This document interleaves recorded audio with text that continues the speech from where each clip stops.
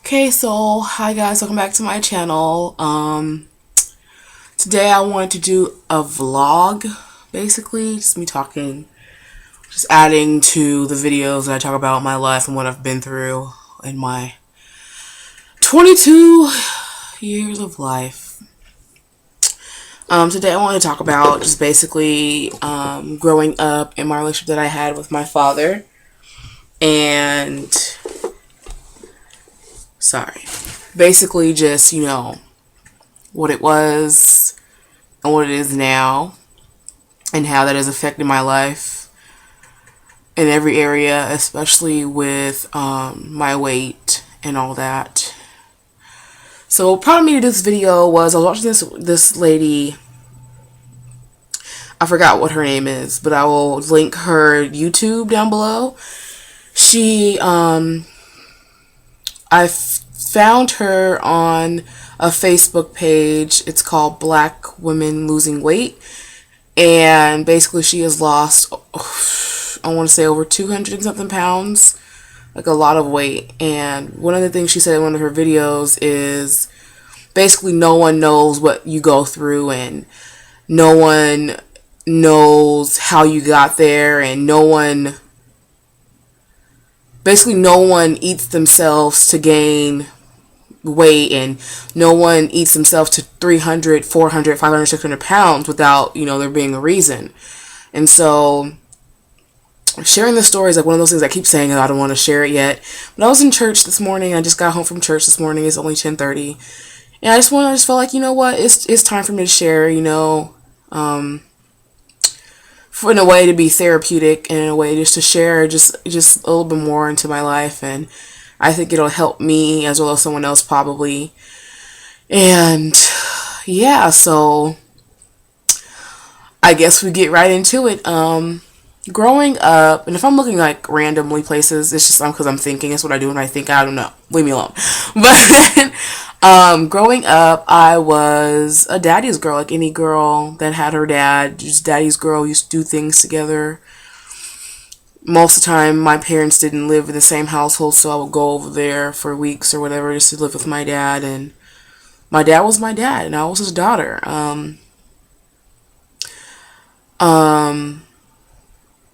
I don't know where I go from here, because this is where I know where, somewhere in my childhood that ended.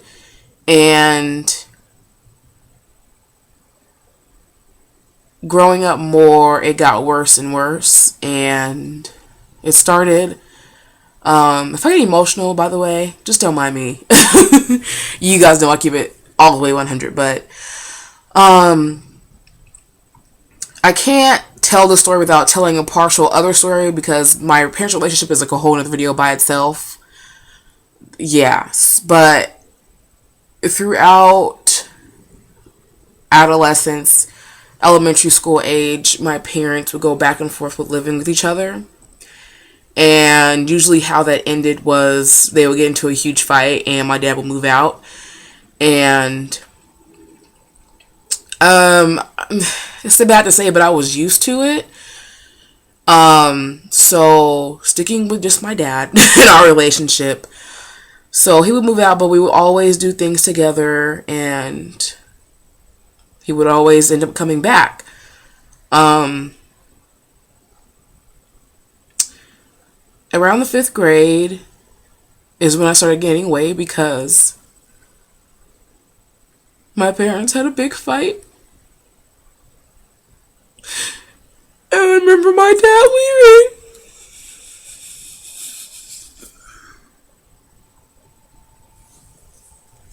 And he didn't come back. He left and he didn't come back in the 5th grade. He just left and didn't come back. And I remember me and my mom moved out of our condo because she wanted to buy a house, so we lived with my grandparents. I remember him calling me sometimes and then just talking with me. And then I wouldn't hear from him for a long time. And then throughout middle school, I didn't see him I think I remember the first and last time I saw him during middle school was my 8th grade graduation. I saw him randomly just in the back of I went to private school, so we had our graduation in the church. I remember him being in the back of the church, and I saw him. We went downstairs for our reception. He gave me a hug and a kiss, and he left. And then over that time period, I just grew just angry and just so broken. And just felt like an abandoned child. But that's when I turned the switch off and became just an angry person. And I told you guys that in my second to last video, that for so long I just was angry. I just didn't feel any other emotions just but anger. And so I turned off all my emotions. And so what really made it worse was my sophomore year of high school. During that time period, I didn't know where my dad was. He would call me saying he was in a state, and the next time I talked to him, he was somewhere different. And so, sophomore year of high school, he came back, and he had lived with me and my mom for a little bit. And during that time period, we used to just get into arguments, and because I wasn't having it. It just, to me, it was, you cannot leave me for years and then try to come back and be my parent and try to resume your responsibilities or your authority. It's not, to me, I wasn't having it. And so we would get in arguments, and I know on my part it was wrong, but to me, I was so angry that I would just cuss him out. I remember one fight that we had.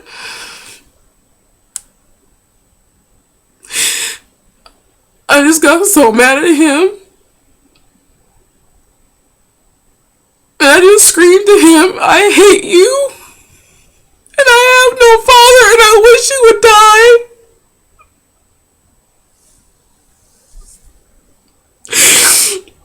But at that time, that's what I really felt. And even though it's so horrible, that's what I felt on the inside. And so during that, my last 3 years of high school, he moved in and out of our house, and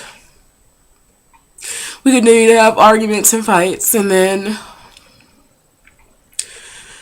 I would say in 2009, my first quarter of college, we had this argument because I guess me and my mom got into it. And I guess he was upset with my mom at the fact that I did initially go to like a university or whatever, or something like that. And he basically told her, like, you failed as a parent. And to me, I took that all the way to the left, because I'm like, you're not gonna disrespect my mother. She was the one who didn't leave me. She was the one every night that was there. When you were gone, she took care of me. She's the one who made sure I had an education and made sure that I had food to eat. And she's the one that made sure that I had clothes. Even when she lost her job that she had for 17 years. She still made sure that I never went without. And to me, I got so angry. I got so angry to the point where I told my mother, it's him or me. I can't live with him. I can't. I refuse to. And she tried to defuse the situation, but I was so angry. And I just packed my bags and I left, because if you're not going to tell him he needs to leave, I'm leaving. And so I left. And I went to go stay with my aunt at her house. And I didn't come back until he left. And he left because his grandmother died, and he went to go to the funeral. And so when I found out he left, I came back home. And that night we had the fight. Is the last time I've ever That's the last time I've physically seen my father. I haven't seen my father since that night. And that was just a little story. It still continues, but I need to interject some things. There are things that make my relationship with my father even worse, because my father is an alcoholic and he smokes weed every day. People may say it's not a drug or a narcotic, but to me, it alters your mind and your behavior, so to me it is. I honestly can tell you, I do not remember a day where I have seen my father sober. I don't remember a day that my father did not smell like alcohol. I don't remember it. And so, what made it worse is when people are on things that alter them. My dad was sometimes he could be very verbally and emotionally abusive. Not just aside from the fact that you try to keep aside of the fact that he left and kept just leaving and coming back and leaving and coming back. My father, when he would get upset with me, what I would do now, which I really need to stop because I know where I get it from now, he would make me feel bad with words. My dad, he whooped me a few times, but that's just like any black parent, but he never whooped me all the time, or he never beat me or anything, but he would just tear me down verbally when he would get upset with me and make me feel stupid. And for me, that's what also aided in my anger, is that he wasn't in his right mind, and he isn't now, because he still is an alcoholic and he still smokes every day. And so, fast forward to the present, the reason why I'm making this video and thinking it's therapeutic is because okay. Last year, I had written a letter to my dad, and I sent it to him, basically telling him everything that I've told you guys here and how it affected me as a person, but basically still saying that I love you, you're still my dad, but these things that have happened in the past have affected me. And that man sat up there and told me, basically called me a liar and told me that I imagined everything, and that's not what really happened. And we were going back and forth, and I just gave up. I give up. I can't. I was like, to me, it's like, it's not a matter of disagreements. It's a matter of someone not accepting someone's emotions. I try to tell him, I understand that may have not been your intention to abandon me or to hurt me in any way, but at least acknowledge the fact that I'm telling you that I've been hurt. And for him to not acknowledge that I have been hurt and tell me that I am wrong, that to me, I went to a place where it was like, you know what? I can do nothing else. And I was angry for a few days, and I gotten over it, and we were talking, and he would send me messages on Facebook, and we would just say, hi, I love you, I just realized I talked to my mom about it, and she had explained some things to me about him that I wouldn't have known, and I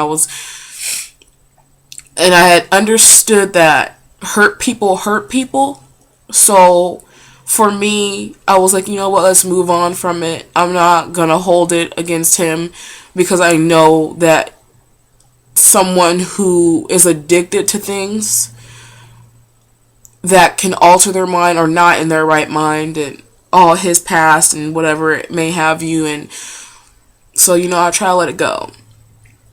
But a few weeks ago, when I had made that video just about saying that I'm just so overwhelmed and things keep happening, and I had that breakdown with my mom, it was because he had been trying to call me. And like for me, I didn't want to talk on the phone with him because I know my dad will talk on the phone with you until the sun goes down and comes back up. So I didn't want to talk to him. I had things to do. But then my mother had told me she had talked to him and he did not sound in his right mind or whatever. So I just wanted to call and, make sure, just whatever, just to hear his voice and see if I could figure something out. And when I did that, my heart broke again. And I called him. Haven't spoken to my dad on the phone in about 2 years.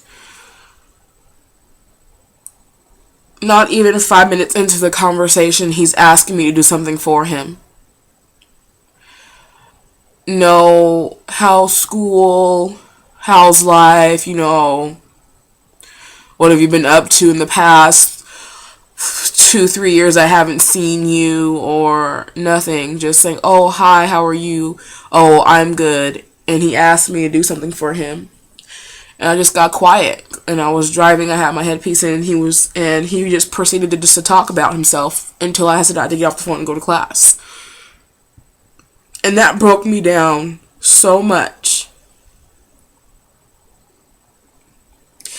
And honestly, I'm really angry. And I went to therapy, I talked about it with my mom. It's just sad. Just like, it's just sad to me because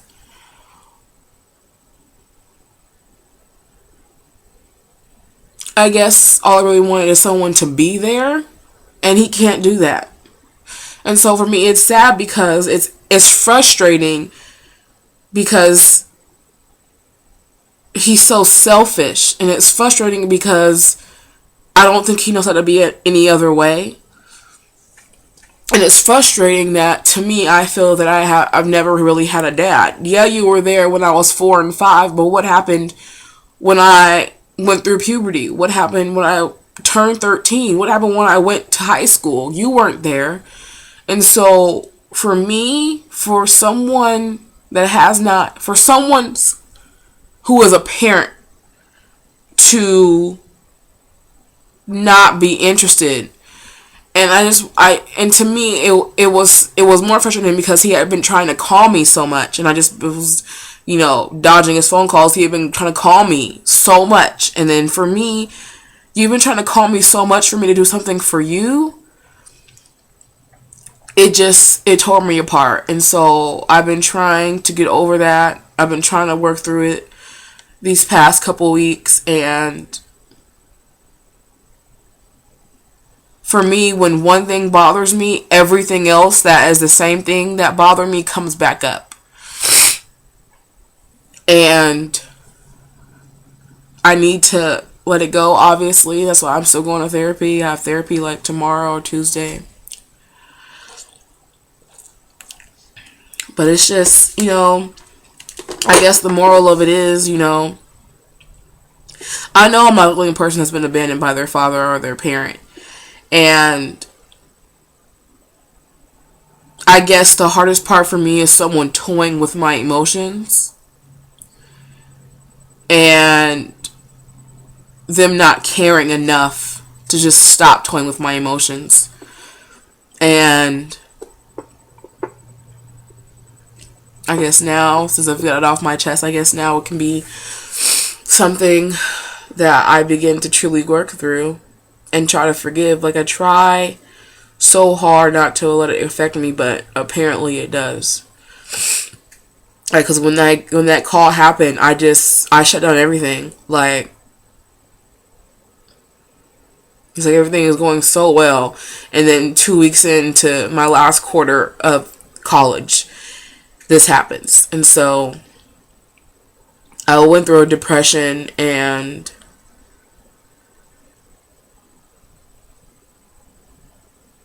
I'm coming out of it. I think I'm doing a lot better than I was last week or the week before.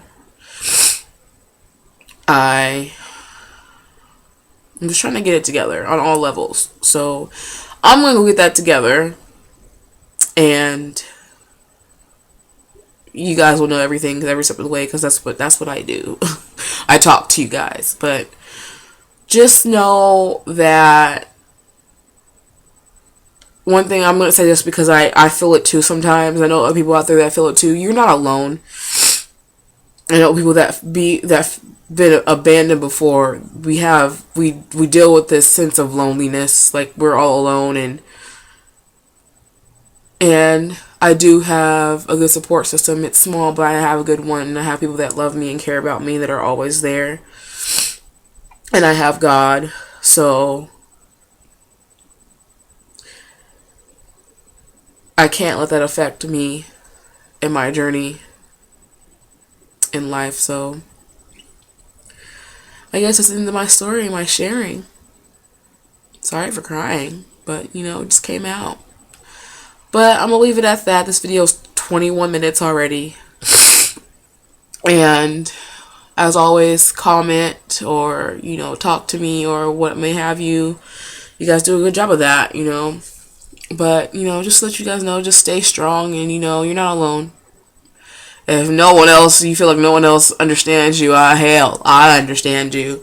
So with that being said, I love you guys and thank you for all your support, and I'll see you guys in the next video. Bye.